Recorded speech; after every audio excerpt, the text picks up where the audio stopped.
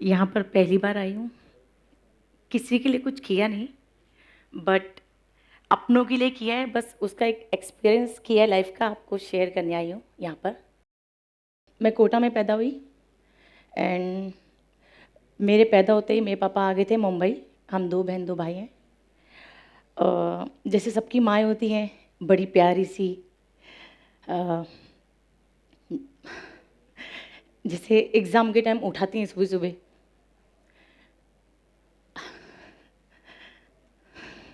Sorry.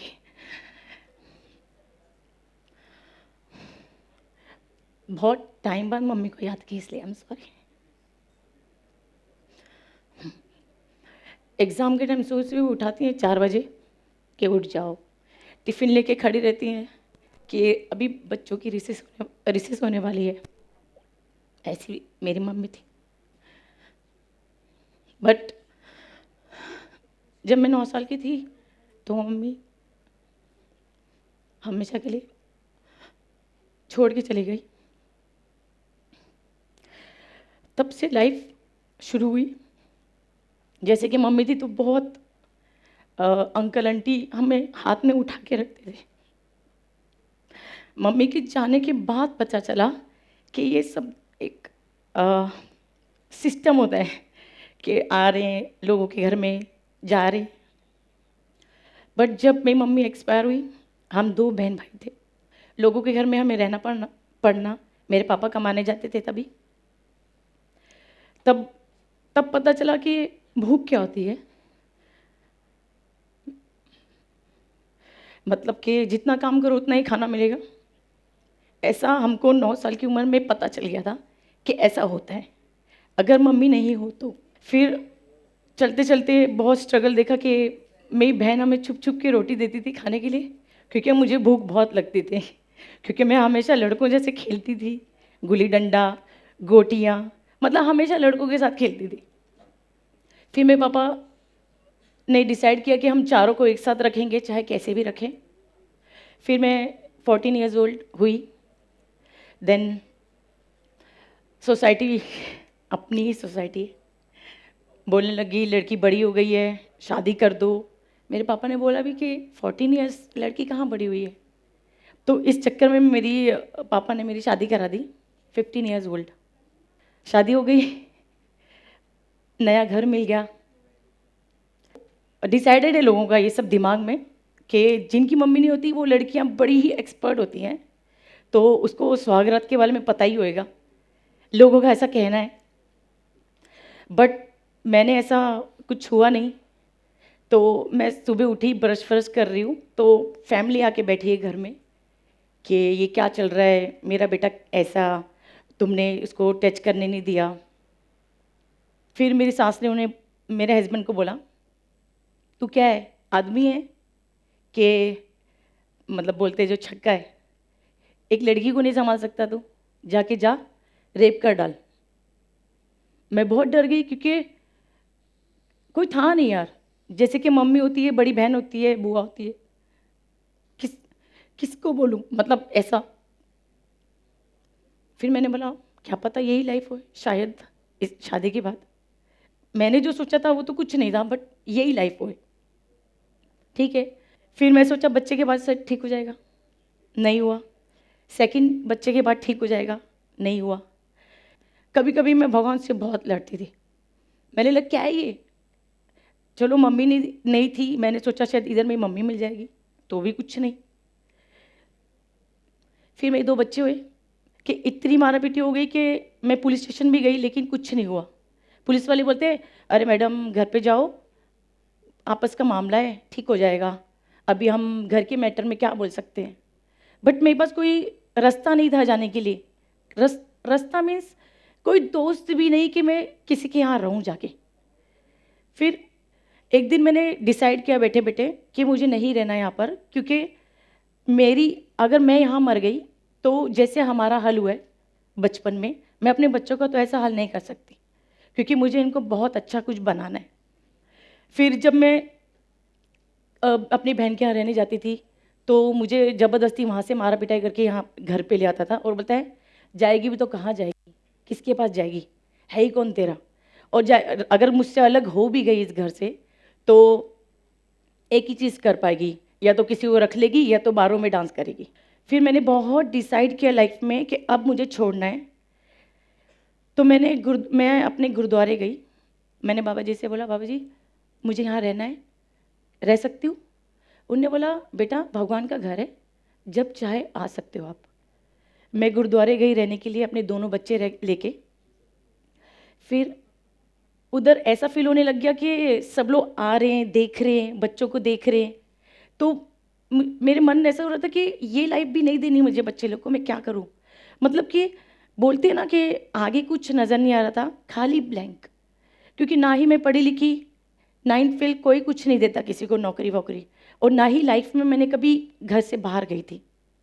मैंने बहुत बहुत लोगों के हाथ पैर जोड़े, लेकिन कभी किसी ने मुझे ये नहीं बोला कि चल ठीक है मैं तेरा साथ देता हूँ या देती हूँ। कभी किसी ने नहीं बोला मुझे। मैंने डिसाइड किया कि मुझे अब तो छोड़ना ही है। और बोलते यार चल तू छोड़, देखता हूँ मैं तू लाइफ में करती क्या है। मैं अपनी बहन के घर में रहने लग गई, उसको छोड़ के, 2 बच्चों के साथ। मेरी बहन के 2 बच्चे, मेरे 2 बच्चे, और जीजा जी का भी काम इतना अच्छा नहीं चल रहा था। फिर हम एक पेपर लाते थे कि उसमें नौकरियां लिखी होती थी कि आज इस नौकरी पे जाएंगे, आज उस नौकरी पे मतलब इंटरव्यू देने जाएंगे। तो मैं और मेरी बहन पैदल जाते थे। जैसे कि हम न्यू बॉम्बे से लेके सीबीडी से लेके वाशी तक पैदल जाते थे। 20 रुपीज़ होते थे हमारे पास कि हम ना इसका वड़ा पाव खा लेंगे, पैदल चलते चलते टाइम पास कर लेंगे, कुछ नहीं होता है।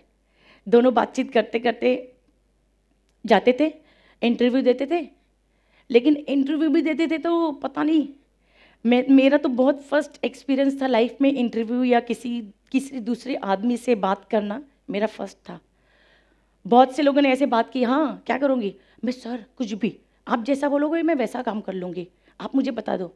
तो उनने बोला हाँ ठीक है, तुम्हारी 2,500 पगार होगी, ये वो। तो उनने ना जाने के टाइम मुझे ना मेरा हाथ मिलाया। तो पता नहीं, वो बुढ़े अंकल बहुत बेकार थे। उनने ना मेरे हाथ में गुदगुली कर दी। मैंने बोला पता नहीं क्यों। मैंने अपनी बहन के पास गई, मैंने बोला सोनिया मुझे नौकरी मिल गई यार। और उसने ना मेरे हाथ में गुदगुली कर दी। बोलते छी वो बुढ़े अंकल अच्छे नहीं है, यहाँ पर अपन नौकरी नहीं करेंगे।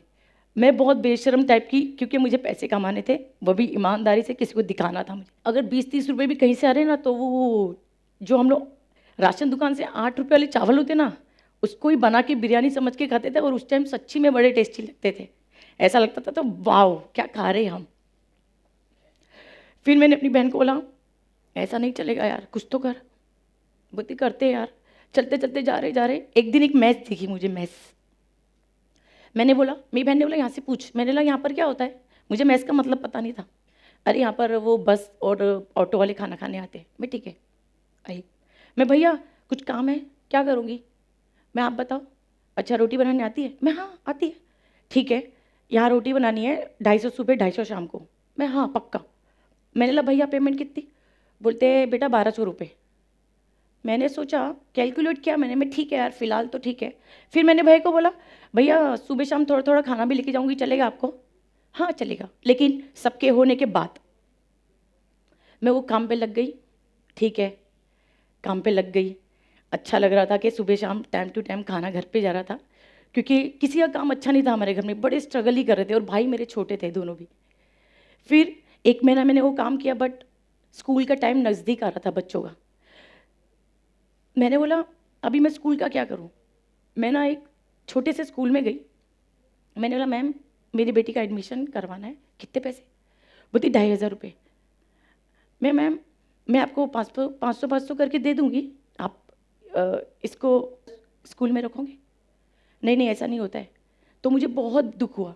फिर मैंने अपनी बहन को बोला नहीं यार ये सोनिया ये काम ठीक नहीं है यार, 1,200 रुपये तो ठीक है, खाना भी चल रहा है, लेकिन स्कूल का क्या करेंगे? फिर हम लोग शिफ्ट हो गए कहीं और। वहाँ पर लड़कियाँ तैयार होके जा रही थी मतलब काम के लिए। तो मैंने अपनी बहन को बोला अरे ये लोग काम पे तैयार होके जा रही है, मैं इनसे पूछ लेती हूँ क्या काम है। तो मैंने बोला तुम लोग कहाँ जा रहे हो? बोलती काम पे जा रहे, मेरे भी पति नहीं है, मेरे भी एक बच्ची है, ये मैं मुझे भी लगा दो ना यार काम पे। बोलती काम करेगी? मैं हाँ हाँ पक्का पक्का करूँगी। तो मैं भी उनके साथ काम पे चली गई। तो एक जगह गए वहाँ पर, अजीब सा माहौल था, कुछ अजीब सी खुशबू वुशबू। तो मैंने कहा छोड़, क्या करना है। मैंने उनको पूछा सर क्या करना है।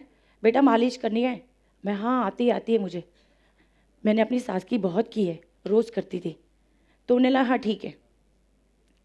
एक दिन निकला, बट मेरा चांस कभी आया ही नहीं। वहाँ पर सब अजीब अजीब से लोग आ रहे हैं। तब मुझे एक लड़की ऐसा रो रही थी कि उनके कोई तो उसको गंदी हरकत कर रहे थे। तो वो मैंने उनकी बातें, कॉन्वर्सेशन सुन लिया कि दोनों क्या बातें कर रहे हैं। मैंने बोला इधर आ, क्या बातें कर रहे हो। बोलती है ऐसा ऐसा उसने मुझे गंदी गंदी चीज़ में, मतलब ये चीज़ जहाँ तू लाई है उसको मसाज सेंटर बोलते हैं, मसाज सेंटर। उधर ओनली आदमी आते हैं, लेकिन उसने मुझे झूठ बोला था कि आदमी औरत दोनों आते हैं, लेकिन सुबह से लेकर रात तक कोई औरत नहीं आई, खाली आदमी आई जा रहे, गंदे गंदे अजीब अजीब से आए। मैंने कहा ये क्या करना होता है। तो उसने मुझे एक्सप्लेन किया कि ये मालिश नहीं होती है, ये अपन को कुछ गलत भी करना पड़ता है। जैसे कि उसको बोलते हैं आप मसाज सेंटर में जो गलत गलत चीज़ें करते हैं, मतलब कि क्या बोलते हैं उसको, वही जो भी गंदी बात है वो कर रहे थे। उसने मुझे बोला, मैंने बोला तू तेरी हिम्मत कैसी हुई मुझे यहाँ पर लाने की। बोलते तो तू बहुत बड़ी है क्या, बच्चे नहीं पालने क्या तुझे, यहाँ ही काम करेगी और कहाँ जाएगी।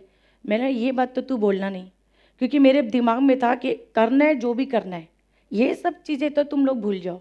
क्योंकि आगे सबकी सोसाइटी के दिमाग में बैठा है कि एक डिवोर्सी या जिसका पति मर जाए या जो स्ट्रगल कर रही है वो यही करती हैं। मैं उसको बहुत चिल्लाया, मुझे वो चिल्ला रही है कि तू और क्या कर लेगी लाइफ में, कुछ नहीं कर पाएगी, समझी क्या। मैंने ना आज बोली दोबारा बोलना नहीं, तुमको जो करना है कर, मैं तो यहाँ से जा रही हूँ। मैंने वहाँ से आँख बंद की, फटाफट निकल गई और घर पे गई मेरी बड़ी बहन के पास। मैं उधर बहुत रोई कि सोनिया लाइफ में कभी काम मिलेगा भी कि नहीं मिलेगा यार, किस चीज़, ज़िंदगी भर भूखे मरते रहेंगे अपन। तो मैंने अपने पापा को बोला, पापा आपकी तो इतनी पहचान है, मुझे काम दिला दो यार। पापा ने बोला, मेरे पापा को पैरालाइज हो गया था जब मैंने अपने हस्बैंड का घर छोड़ा था। तो पापा भी कुछ नहीं करते, उनने कैसे अपना दिमाग चला चला के नंबर ढूंढ के मुझे एक अंकल का नंबर दिया।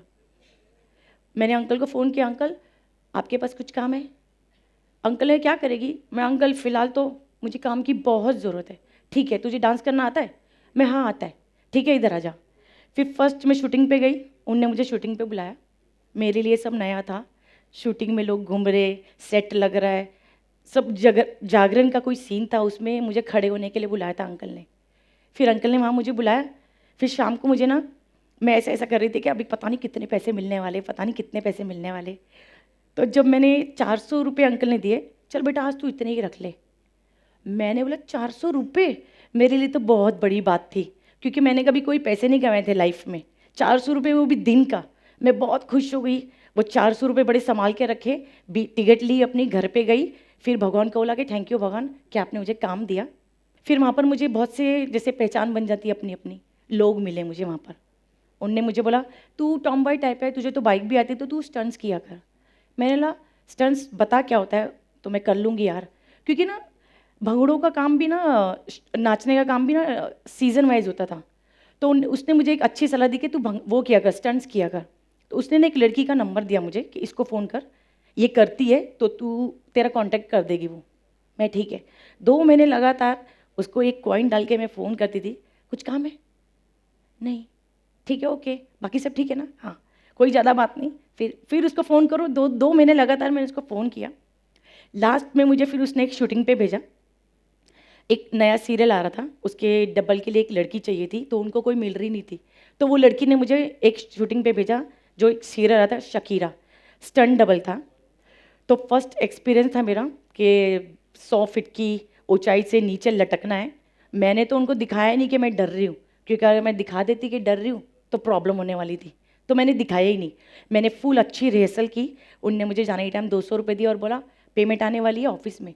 मैंने बोला वेरी गुड यार, 200 रुपये भी मिल गए और पेमेंट भी आने वाली है 1200 रुपये। तो बड़ी खुश हो गई यार। मुझे ऐसा लगा कि लाइफ, बोलते ना कि एक अच्छी उड़ान मिल रही थी कि अब भी मेरी लाइफ है।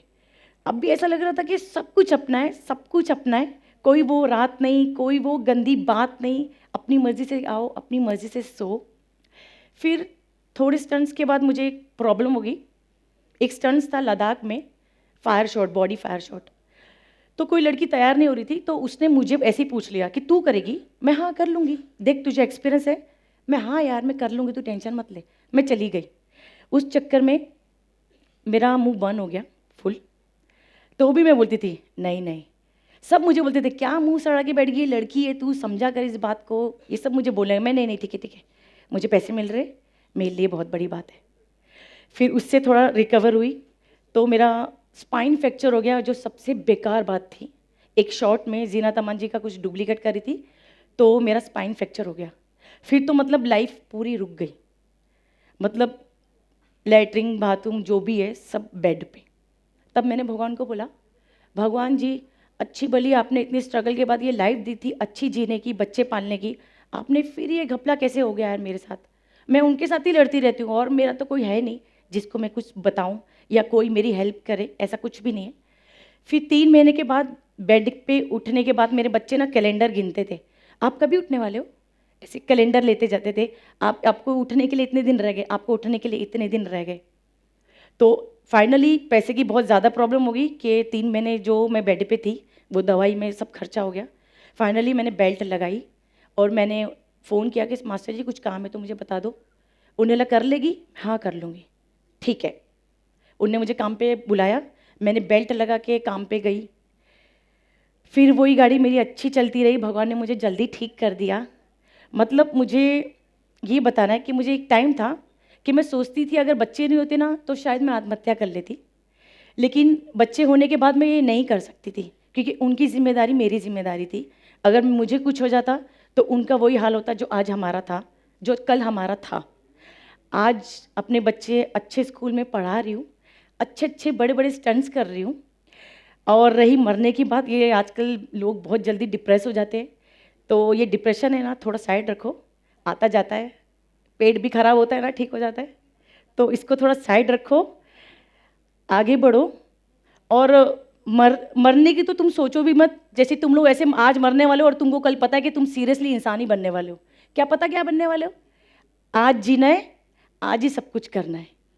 इसलिए धन्यवाद, आप लोग ने मेरी बात सुनी, थैंक यू वेरी मच।